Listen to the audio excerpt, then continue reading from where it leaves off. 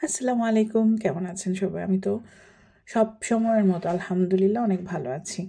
আর সন্ধ্যার নাস্তা বানাতে যেয়ে চিন্তা করলাম যে আপনাদের সাথে একটু আড্ডা হয়ে যাক।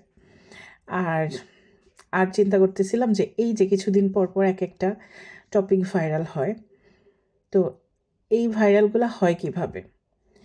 আর আমরা যখন স্কুল কলেজে ধরেন ভাব সম্প্রসারণে পড়তাম যে উত্তম, মধ্যম আর অধম, বিষয়টা অনেকটা এরকম। দেখবেন যে একদম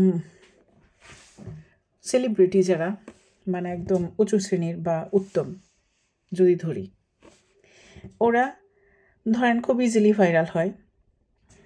আবার ধরেন যারা একদম মানে নতুন বা একদম নিচু নিচু স্তরের, আবার ওরাও দেখবেন খুব ইজিলি ভাইরাল হয়ে যায়। আর মধ্যম শ্রেণীর যারা, আপনি যত ভালোই ভিডিও মেক করেন, কন্টেন্ট ক্রিয়েট করেন, যাই করেন, আপনার ভাইরাল হইতে কিন্তু অনেক কঠিন, আসলেই অনেক কঠিন।